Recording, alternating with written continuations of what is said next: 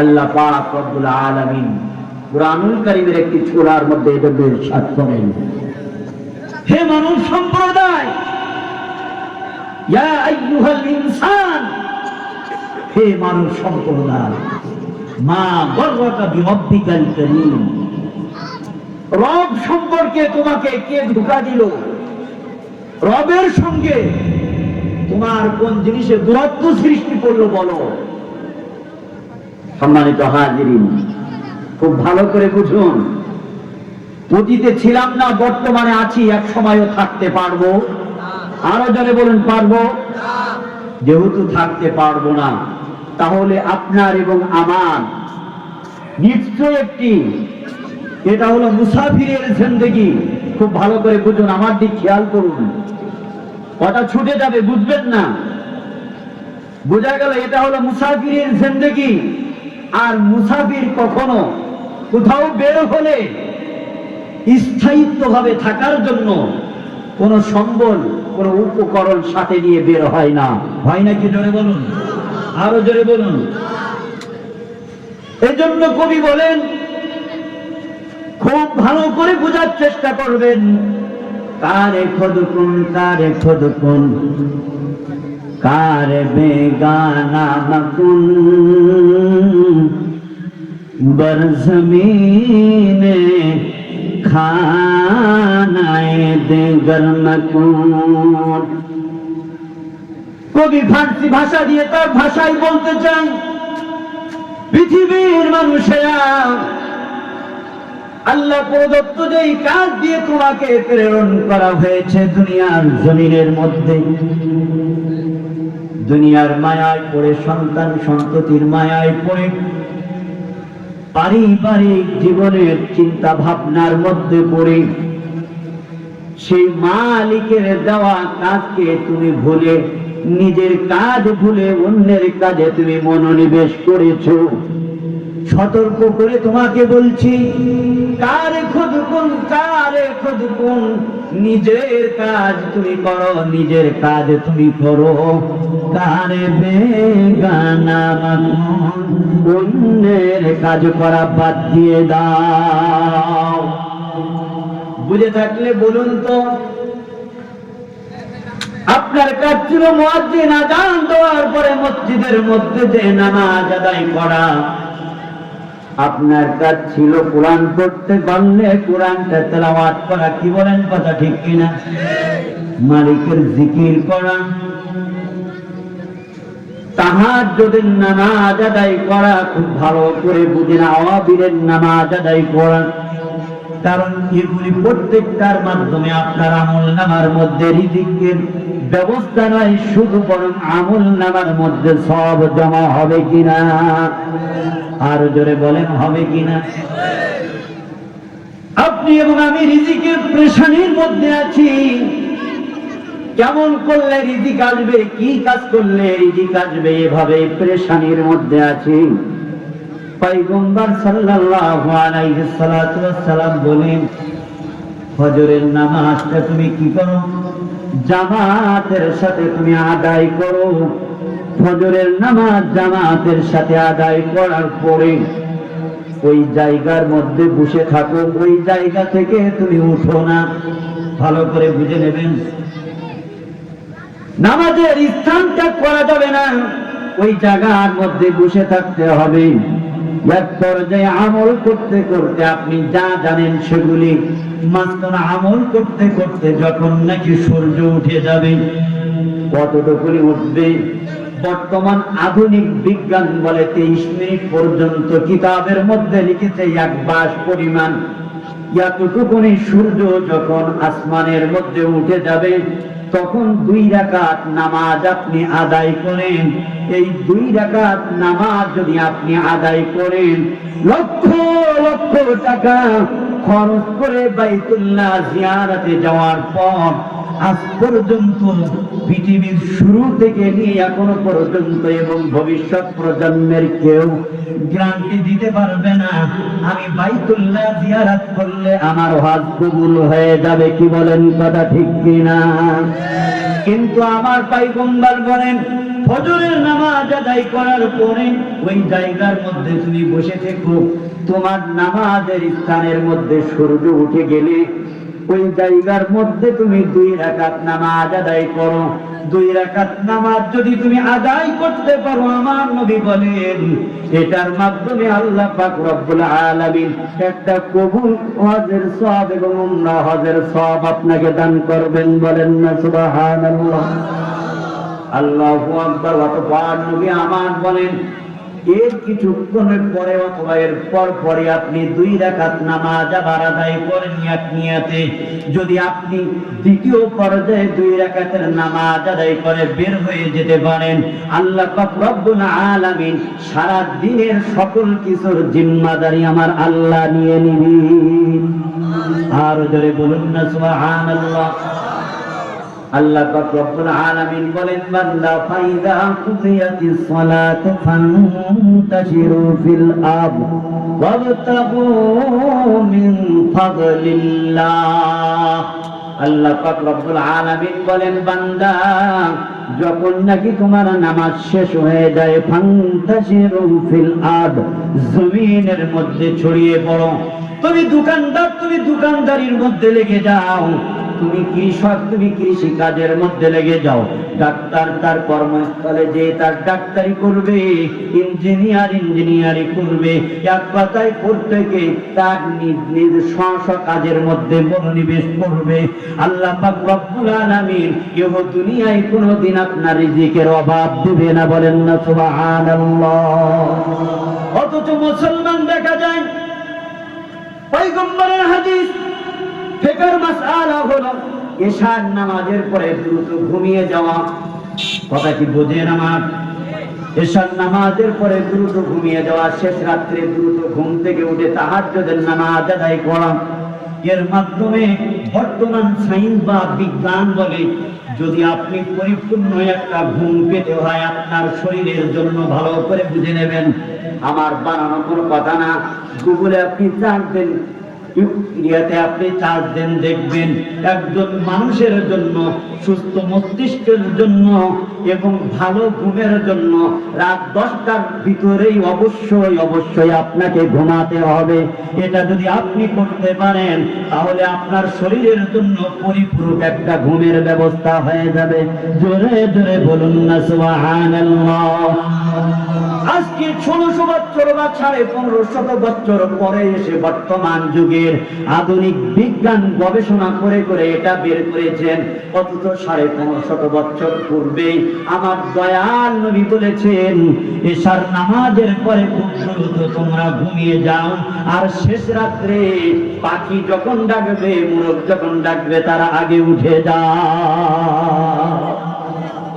বর্তমান সায়েন্স বা বিজ্ঞান যেটা গবেষণা করে 1550 বছর অথবা 1600 বছর পরে বের করতে হয়, সেটা আমার দয়াল নবী 1550 বছর পূর্বেই বলে গিয়েছেন। বলুন না সুবহানাল্লাহ। সম্মানিত হাজিরিন, আমি কথা লম্বা করব না, রিজিকের ব্যাপারে আপনাদেরকে বলছিলাম, ভালো করে বুঝে নেন। আল্লাহু আকবার। অনেক মানুষ বলে আমি কষ্ট করে কামাই করি, এজন্য আমি আজকে দুনিয়ার মধ্যে এত ভালোভাবে আছি। পৃথিবীর মধ্যে বলুন তো আল্লাহ পাক রব্বুল আলামিনের যত হাজার লক্ষ লক্ষ মাখলুক রয়েছে, এই মাখলুকের মধ্যে একটা মাখলুক আছে মুরগি, একটা মাখলুক আছে কাক, একটা মাখলুক আছে হরিণ, আর একটা মাখলুক আছে বাঘ, আর একটা মাখলুক আছে হাতি। এভাবে যদি গণনা করা শুরু করেন শত সহস্র লক্ষ লক্ষ মাখলুক আল্লাহর আছে কিনা? আরো জোরে বলেন। আপনার এবং আমার পাশে বাগানের মধ্যে অনেক প্রজাতির পাখি থাকে। বলুন তো এরা কোন দিন কয় ঘন্টার জন্য ডিউটি করে আর চাকরি করে? আছে? আরো জোরে বলেন। আপনার বাড়ির পাশে যে গরুটা আছে সেও কি কোনোদিন চাকরি করে? অন্যান্য যত প্রাণী আছে কেউ কি চাকরি করে? তাহলে তাদের রিজিক কে দেয়? আরো জোরে বলেন। তাহলে এটা দিয়ে আমি এই কথা আপনাদেরকে বুঝাইতে চাই, যদি আপনার দুনিয়ার মধ্যে কোনো কিছুর আসবাব আর ব্যবস্থা নাও থাকে, এরপরেও আমার আল্লাহ আপনাকে রিজিক দিবে, তবে এতে কাজটা হতে হবে তাদের মতোই। আপনার এবং আমার এতে কাজ বা বিশ্বাস তো এটাই, যদি আমি কাজ না করি তাহলে খাবো কি? কথা বলেন ঠিক কিনা? যদি আমি ব্যবসা না করি তাহলে খাবো কি? যদি আমি কৃষি না করি তাহলে খাবো কি? আপনার আমাকে কাজ যেমন রিজিকের ব্যবস্থাও তেমন। সম্মানিত হাজিরিন, আল্লাহ পাক রব্বুল আলামিন বলেন, বান্দা وأنفقوا مما رزقناكم من قبل أن يأتي أحدكم الموت। আমার আল্লাহ পাক রব্বুল আলামিন বলেন, বান্দা আমি আল্লাহ পাক রব্বুল আলামিন তোমাদেরকে যে রিজিক দান করেছি, এই রিজিক থেকে তোমাদেরকে খরচ করতে হবে। কি করতে হবে? জোরে বলেন, আরো জোরে বলেন। আল্লাহ পাক রব্বুল আলামিনকে জিজ্ঞাসা করলাম, ও মালিক আল্লাহ, তুমি যে আমাদেরকে বললে রিজিক থেকে খরচ করতে হবে, কোথায় খরচ করব? আমার আল্লাহ অন্য আয়াতের মধ্যে বলেন, খুব ভালো করে বুঝে নেন, ওয়াফি আমওয়ালিহিম হাক্কুন লিস-সাইলি ওয়াল মাহরুম। আল্লাহু আকবার বলেন।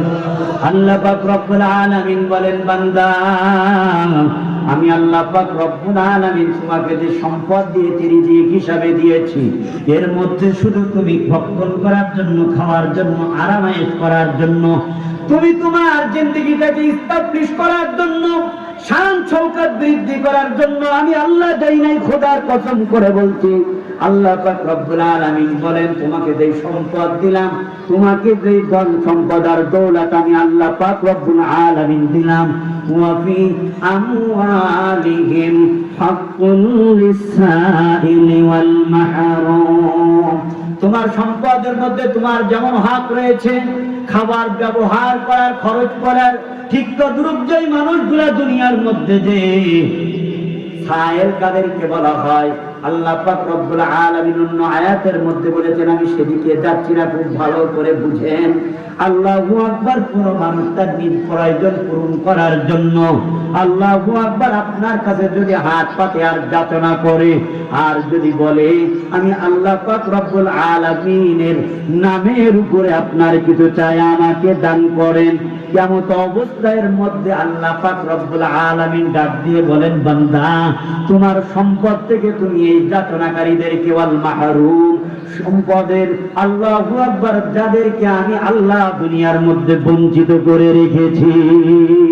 পৃথিবীর মধ্যে এমন মানুষ আছে, আপনার 10খানি সম্পদ আছে, এমন মানুষ আছে যার 1খানি সম্পদ নাই, আবার এমন মানুষ আছে যার 1খানি আছে, এমন মানুষ আমার আল্লাহ জমিনের মধ্যে দান করেছেন 1/2খানিও সম্পদ নাই, যার 1/2খানি আছে, এমন মানুষ আছে যার 1/4খানিও নাই। কথা বলেন ঠিক কিনা? এমন মানুষ জমিনের মধ্যে আছে যার কোনো সম্পদ নাই, মানুষের দাঁড়ে দাঁড়ে, মানুষের বারে বারে, যে কাছে কাছে যে ওই মানুষটা জিন্দেগি যাপন করে।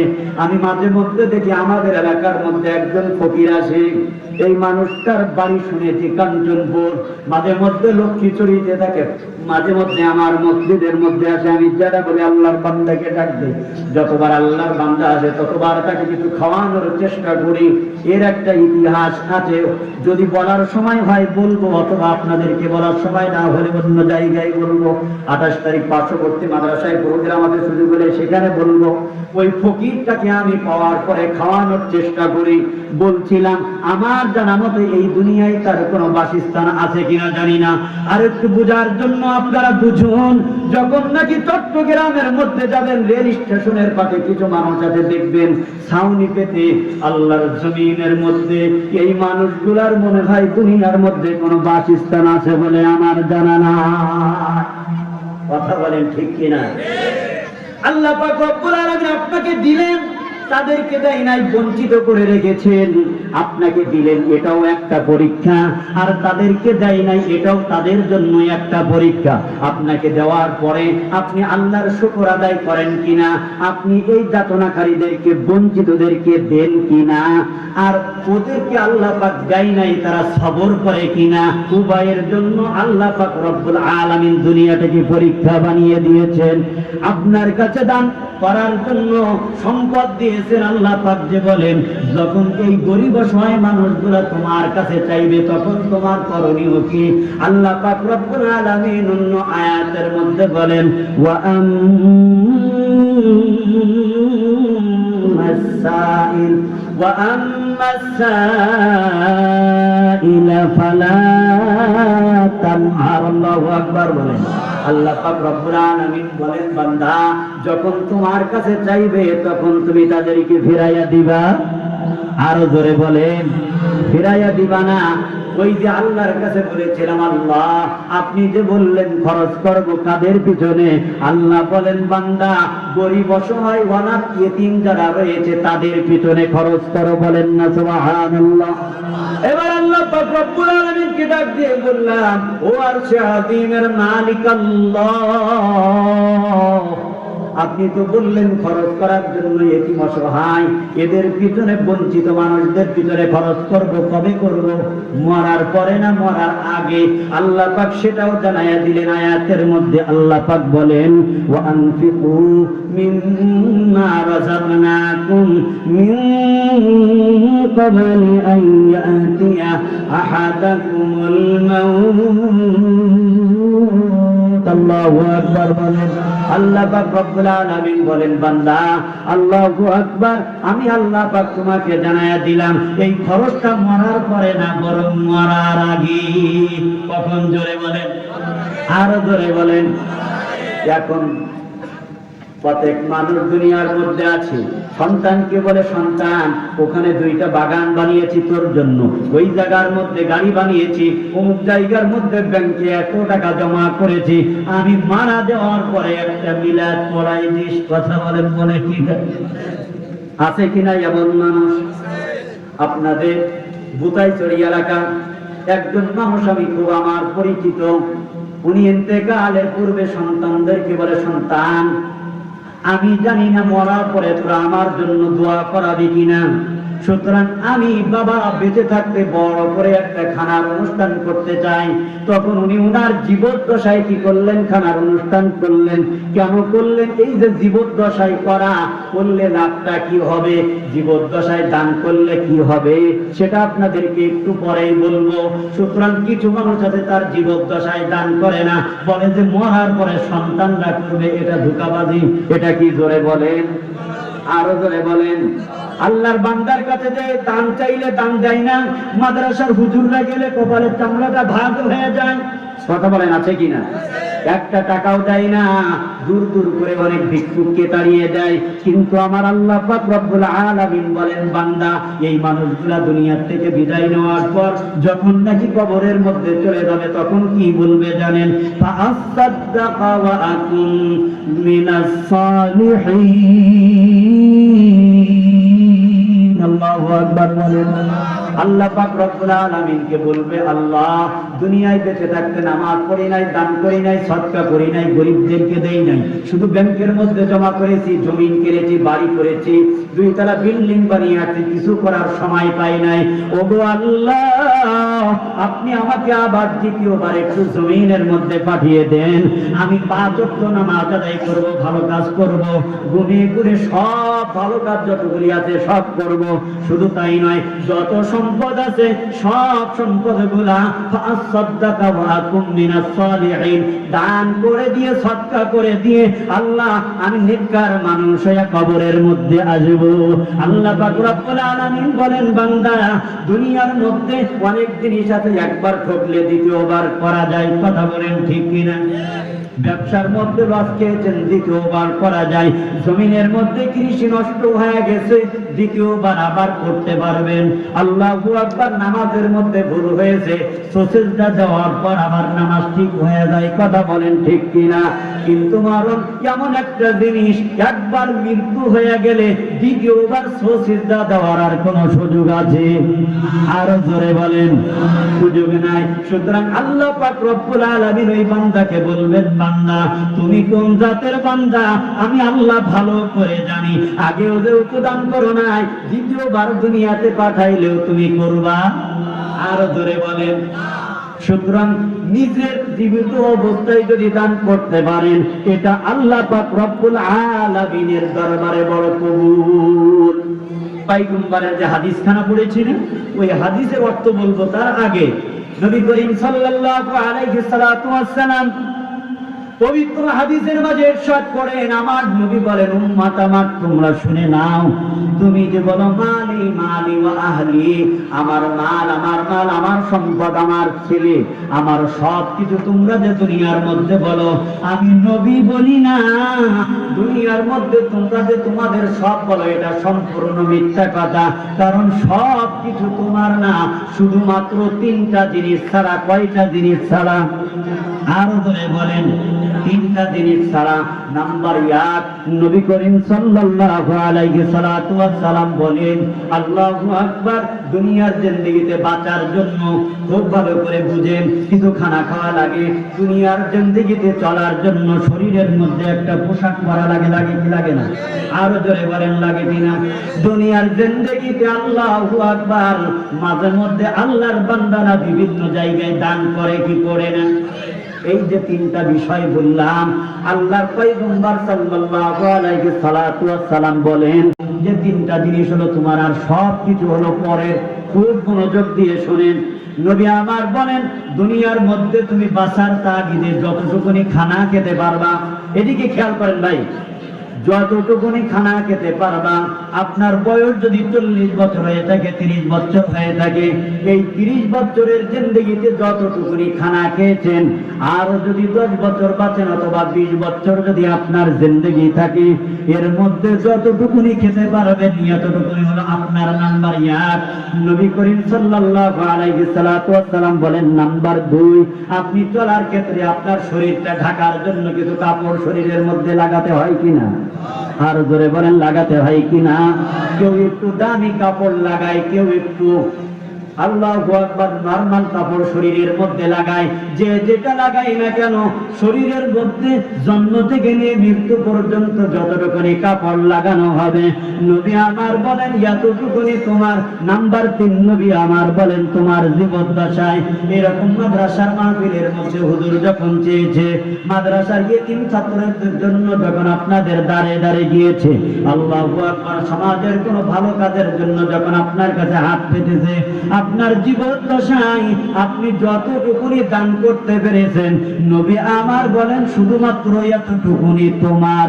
এবার বুঝে থাকলে বলুন তো, যেই মানুষটা কোটি কোটি টাকার মালিক, ওই মানুষটা যখন দুনিয়া থেকে বিদায় হয়ে যাবে, ওই মানুষটার সাথে এই তিনটা জিনিসের বাইরে কি আর কিছু নিতে পারবে? আরো ধরে বলেন, একজন ভিক্ষুক তার জীবনে এই তিনটার বাইরে কিছু নিতেও পারবে না।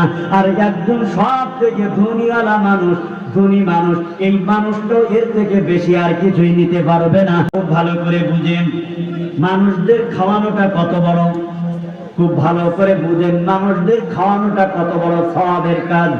আল্লাহর পয়গম্বর সাল্লাল্লাহু আলাইহি সাল্লাতু ওয়াসসালাম বলেন, ওয়া ক্বালা রাসূলুল্লাহ সাল্লাল্লাহু আলাইহি সাল্লাতু ওয়াসসালাম, ইন্নাল জান্নাতা তাশতাকু ইলা খামসাতি নাফার, তালিল কুরআন ওয়া হাফিযিল লিসান ওয়া মুফসিল উরয়ান ওয়া মান সাল্লা আলা হাবিবির রহমান ওয়া মুযমিল জিআন। এই হাদিসের মধ্যে 5 শ্রেণীর মানুষের কথা বলা হয়েছে, কিন্তু আপনাদের সামনে আমি 5 শ্রেণীর মধ্যে শুধুমাত্র কেবলমাত্র 1 শ্রেণীর মানুষের কথা বলবো, যেটা আমি হাদিসের শেষ অংশের মধ্যে পড়েছি। ওয়া মুতআমিল জিআন, মানুষদেরকে ক্ষুধার্ত মানুষদেরকে অন্ন দান করা, খাওয়া দেওয়া, তাদেরকে খাদ্য দান করা। নবী আমার বলেন 5 শ্রেণীর মানুষের মধ্য থেকে প্রত্যেক শ্রেণীর মানুষ তার ইন্তেকাল হতে দেরি হবে, তাকে ওয়েলকাম জানাইয়া জান্নাতে নিতে দেরি হবে না। বলেন না সুবহানাল্লাহ। এই 5 শ্রেণীর মানুষের মধ্যে পঞ্চম শ্রেণীর মানুষ হলো 5 নম্বরের কাতারের মানুষ হলো যারা কোনো অসহায় ভিক্ষুক আর অনাথ মানুষ এসে আপনার কাছে হাত পাতে, আল্লাহর নামে তোমার কাছে কিছু চাই, আমি খানা খাই নাই, আমাকে আল্লাহর নামে কিছু খানা দান করো। এই সময় যে আল্লাহর বান্দা নিজে না খেয়ে হোক অথবা নিজের খানার থেকে হোক রিজিকের থেকে হোক দান করবে, আল্লাহ পাক রব্বুল আলামিন ওই ব্যক্তি ওই অবস্থায় যদি মারা যায়, মারা যাইতে দেরি আল্লাহ পাক রব্বুল আলামিন বান্দার জন্য জান্নাতের মেহমানদারি করতে দেরি হবে না। আর একটু জোরে বলা যায় কিনা সুবহানাল্লাহ। আমি আপনাদেরকে এ সম্পর্কিত ছোট্ট একটা ঘটনা আপনাদেরকে শোনায়া দেই। পয়গম্বর অগণিত দুনিয়ার মধ্যে এসেছেন কিনা জোরে বলেন। সব পয়গম্বরদের নাম, সকল আম্বিয়া কেরাম আলাইহিমুস সালাতু ওয়াস সালাম গণদের নাম কুরআনুল কারীমের মধ্যে, হাদিস শরীফের মধ্যে নাই। 25 থেকে 27 জন কম বেশি হতে পারে পয়গম্বর সাল্লাল্লাহু আলাইহি সালাতু ওয়াস সালাম গণদের নাম কুরআন এবং হাদিসের মধ্যে এসেছে।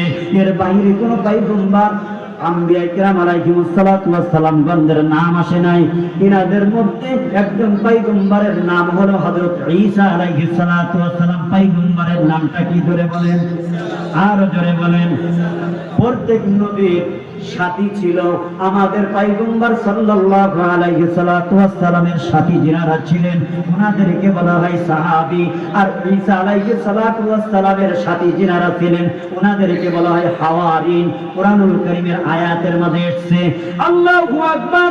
ঈসা আলাইহিস সালাতু ওয়াস সালামের সঙ্গী যারা ছিলেন ওনারা পয়গম্বর ঈসা আলাইহিস সালাতু ওয়াস সালামের কাছে এসে অভিযোগ করলেন, ওগো আল্লাহর পয়গম্বর, আমাদের সমাজের মধ্যে একজন মানুষ আছে, মানুষটা বড় দুষ্ট, মানুষটা বড় কদাকার, মানুষটা বড় খারাপ, তার চরিত্র বড় দুষ্কৃতি আছে চরিত্রের মধ্যে। পয়গম্বর বলেন কেমন? আল্লাহু আকবার।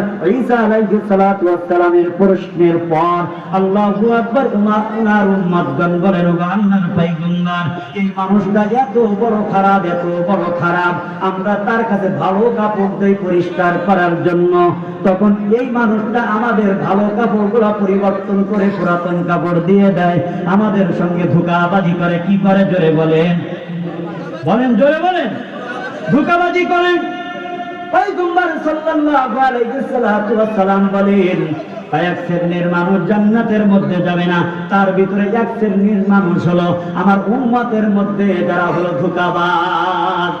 জোরে বলেন, যারা ধোঁকাবাজ তারা কোথায় যাবে না? আরো জোরে বলেন।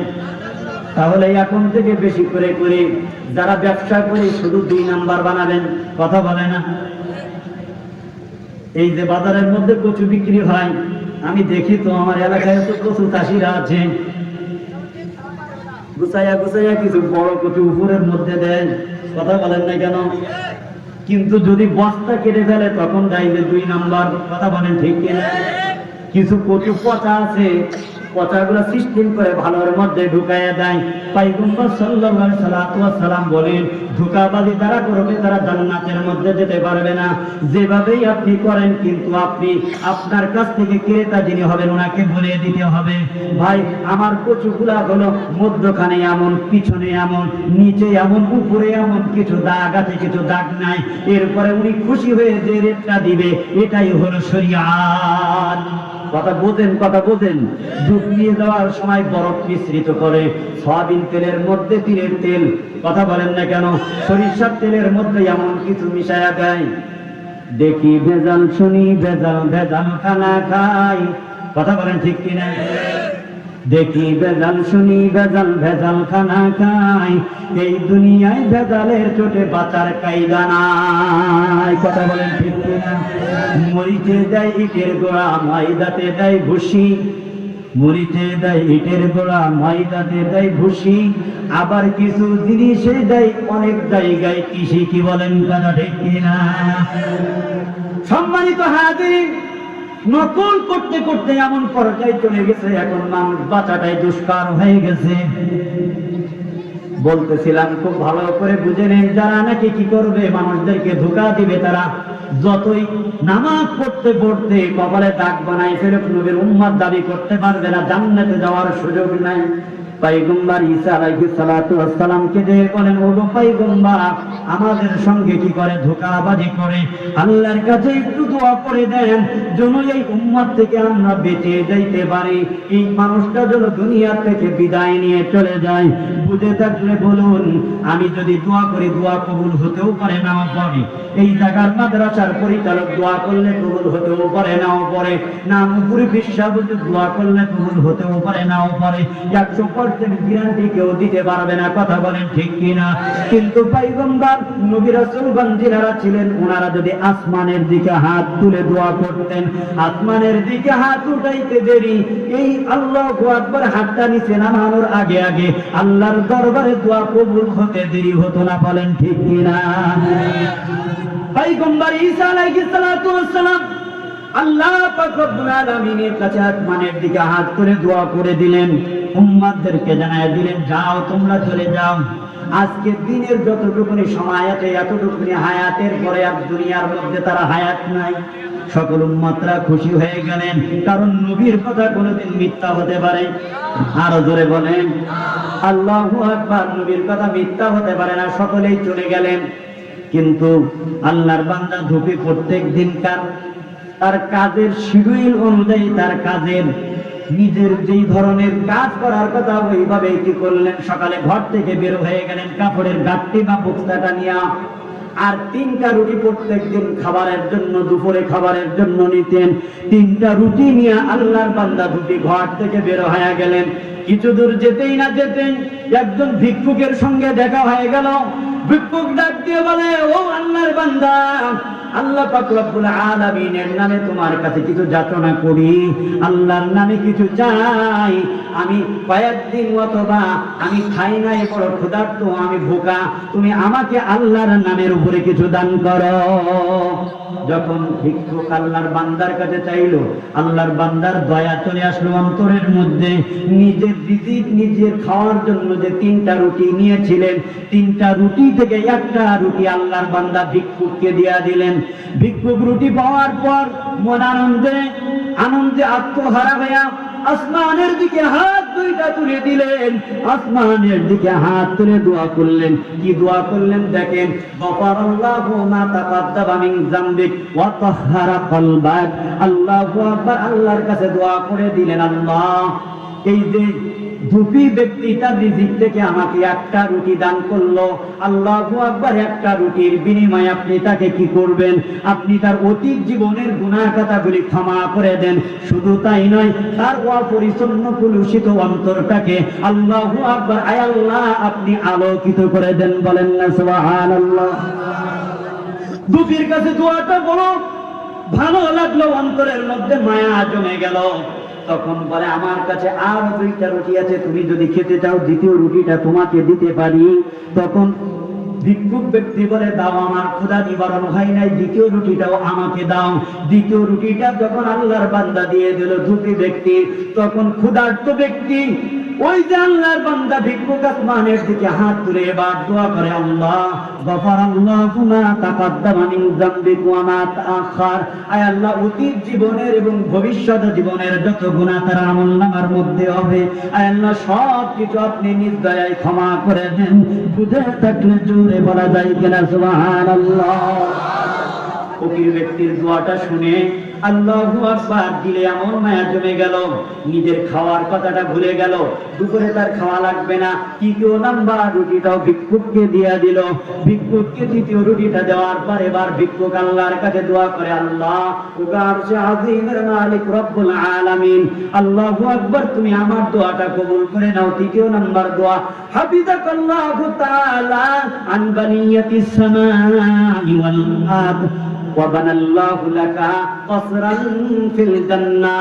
এবার ভিক্ষুক দোয়া করে, আল্লাহ অতীত জীবনের গুনাহ তো মাফ করে দিলেন, ভবিষ্যতের জীবনের গুনাহগুলি মাফ করে দিবেন। এবার দোয়াটা হবে এমন, হে আল্লাহ, আল্লাহর বান্দাকে আল্লাহু আকবার আপনি শুধু মাফ করলেই হবে না, বরং আল্লাহর বান্দার গুনাহ খাতাগুলি মাফ করার সঙ্গে সঙ্গে হাফিজাকাল্লাহ, আয় আল্লাহ আপনি হেফাজত করবেন আন বালিয়াতিস সামাই ওয়াল আরদ, আসমানি বালা এবং জমিনের সকল প্রকার বিপদ থেকে। শুধু তাই নয়, ওয়া বানাল্লাহু, আয় আল্লাহ বানাবেন তার জন্য কাসরান ফিল জান্নাহ, জান্নাতের মধ্যে একটা কুঠরি। বলেন না সুবহানাল্লাহ।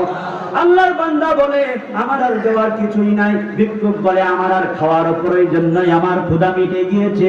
আল্লাহর বান্দা ফকির চলে যায়, আর আল্লাহর বান্দা দুটি কাপড়গুলি নিয়ে চলে যায়। এখন ওই পাহাড়ের নিচে জিরের মধ্যে দুই পাহাড়ের পদদেশে একটা পুকুরের মতো আছে, একটা হাউজের মতো আছে, ওই জায়গার মধ্যে চলে যায়। আল্লাহর বান্দা কাপড়গুলি ধোয়ার পরে শুকাতে যায়। সন্ধ্যার সময় আল্লাহর বান্দা গাঁটটি বেঁধে চলে আসবে সারাটা দিন না খেয়ে। আল্লাহু আকবার। খুব ভালো করে বুঝেন ও যুবক ভাই, দিলের কানটা দিয়ে শোনাও। আল্লাহর বান্দা যখন আল্লাহু আকবার সন্ধ্যার সময় কাপড়গুলি গাঁটটি বেঁধে কাপড়ের গাঁটটিটা নিয়ে রওনা হয়ে গেছে, এক পর্যায়ে হাঁটতে হাঁটতে হাঁটতে হাঁটতে তার যে নিজের করিয়া ছিল, এলাকা ছিল, এলাকার মধ্যে যখন আসলো, মানুষগুলা যখন দেখলো জীবিত অবস্থায় মানুষটা ফিরে আসছে, তখন সকলেই দৌড় দিল পয়গম্বর ঈসা আলাইহিস সালাতু ওয়াস সালামের কাছে। ঈসা আলাইহিস সালাতু ওয়াস সালামের কাছে যেয়ে বললেন, ওগো আল্লাহর পয়গম্বর, আপনি না বলেছিলেন আল্লাহর বান্দার আজকে সময়টুকু হায়াত আছে, কিন্তু আল্লাহর বান্দা তো দেখি দিব্যি জীবিত অবস্থায় ফিরে আসছে। বুঝে থাকলে বলা যায় কিনা সুবহানাল্লাহ। রাখি আল্লাহ মারে কে, আমার মারে আল্লাহ রাখে কে? কথা বলেন ঠিক কিনা? সাহাবাতে জিন্দা তুরা জিন্দা কুনা, সাহাবাতে মুর্দা তুরা মুর্দা কুনা। জোরে বলেন আল্লাহু আকবার। আল্লাহু আকবার। যখন দুবি ফিরে আসলো পয়গম্বরের কাছে, যে যখন বলা হলো, পয়গম্বর বলল দুবি ব্যক্তিকে আমার কাছে ডেকে আনো। দুবাকে যখন ডেকে নেওয়া হলো, পয়গম্বর ডাক দিয়ে বলে, ওগো আল্লাহর বান্দা, আজকে সকাল থেকে নিয়ে সন্ধ্যা পর্যন্ত কি কি আমল করেছো একটু বলো। তখন দুবি ব্যক্তি তার সারা দিনের কর্মকাণ্ডগুলি নবীর সামনে বলে দিলেন। নবীর সামনে যখন সব কাজের কথাগুলি বলে দিলেন, পয়গম্বর সাল্লাল্লাহু আলাইহি সাল্লাতু ওয়াস সালাম বলেন, তোমার কাপড়ের গাঁটটিটা খুলো। যখন কাপড়ের গাঁটটা খোলা হলো, দেখা গেল কাপড়ের গাঁটটির মধ্যে একটা বড় ভয়ঙ্কর বিষাক্ত সাপ। সাপকে আল্লাহর পয়গম্বর ডাক দিলেন, ইয়া আসওয়াদ। সাপ ডাক দিয়ে বলে, লব্বাইকা ইয়া রূহাল্লাহ। সাপ ডাক দিয়ে বলে, ওলা আল্লাহর পয়গম্বর ঈসা আলাইহিস সালাতু ওয়াস সালাম, রূহুল্লাহ, এটা ঈসা আলাইহিস সালাতু ওয়াস সালামের নামের সঙ্গে একটা সিফাত। আল্লাহু আকবার। সাপ ডাক দিয়ে বলেন, ও আল্লাহর পয়গম্বর, আমি তো হাজির, আপনি কি প্রশ্ন করবেন বলেন। তখন সাপকে যখন আল্লাহর পয়গম্বর ঈসা আলাইহিস সালাতু ওয়াস সালাম প্রশ্ন করতে বলে সাপ, তখন ঈসা আলাইহিস সালাতু ওয়াস সালাম বলে, সত্য করে বলো, এই জায়গার মধ্যে তুমি কেন আসছো আর কে তোমাকে পাঠাইছে? তখন সাপ বলে, ও আল্লাহর পয়গম্বর, আপনি যে আল্লাহর কাছে দোয়া করেছিলেন এই ব্যক্তির ধ্বংসের জন্য, এর জন্য আল্লাহ পাক আমাকে পাঠিয়েছে। নবীদের দোয়া বিফলে? জোরে বলেন। নবীদের দোয়া কখনো ফেরত যায় না। আসমান থেকে হাত নামতে দেরি, আল্লাহু আকবার, আল্লাহর দরবারে কবুল হতে, আরো জোরে বলেন, কবুল হতে দেরি নাই। আল্লাহু আকবার। এবার পয়গম্বর সাল্লাল্লাহু আলাইহি ওয়াসাল্লাম বলেন, ঈসা আলাইহিস সালাতু ওয়াসসালাম, তাহলে তুমি কেন এই ব্যক্তিকে দংশন করো না এটা বলো। তখন সাপ ডাক দিয়ে বলে, ওগো আল্লাহর পয়গম্বর, আল্লাহ আপনার দোয়া কবুল করেছিল, এজন্য আমাকে পাঠাইছে দংশন করার জন্য, এটা ঠিক।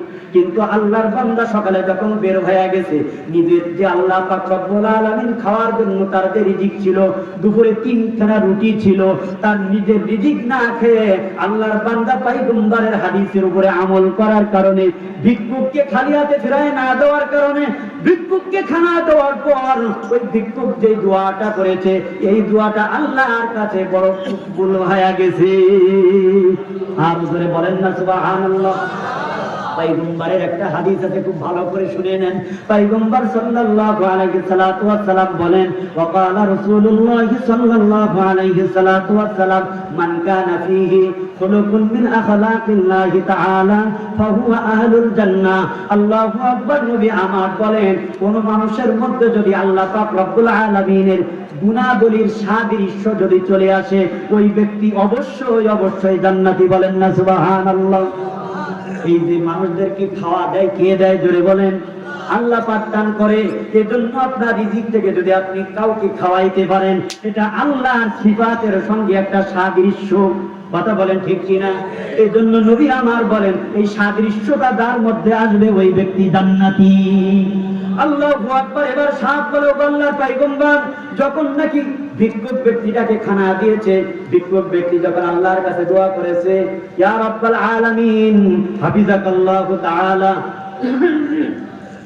ওগো আল্লাহ আপনি কি করবেন? ভিক্ষুককে আসমানি বালা জমিনি বালা থেকে হেফাজত করবেন।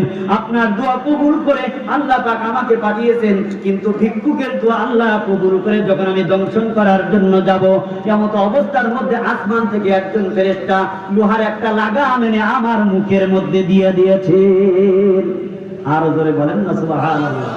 তাহলে বোঝা গেল, যদি সামান্য পরিমাণ যদি দান করতে পারেন রিজিক থেকে, এটার মাধ্যমে আল্লাহ পাক আপনাকে আসমানি বালা জমিনি বালা থেকে হেফাজত করবে। এজন্য পয়গম্বর হাদিসের মধ্যে বলেন, as-সাদাকাতু তারুকুল বালা। যদি তুমি তোমার জীবদ্দশায় যদি তুমি দান করে যেতে পারো, নিজের হাতে যদি দান করে যেতে পারো, নবী আমার বলেন এটার মাধ্যমে তোমার দুনিয়াবি জিন্দেগিতে শুধু বালা মুসিবত দূর হবে না, বরং আখিরাতের জিন্দেগিতে কঠিন সময় মুসিবতের মধ্যে হাসরের ময়দানেও তোমার মুসিবত দূর হয়ে তোমাকে জান্নাতে নিয়ে যাবে।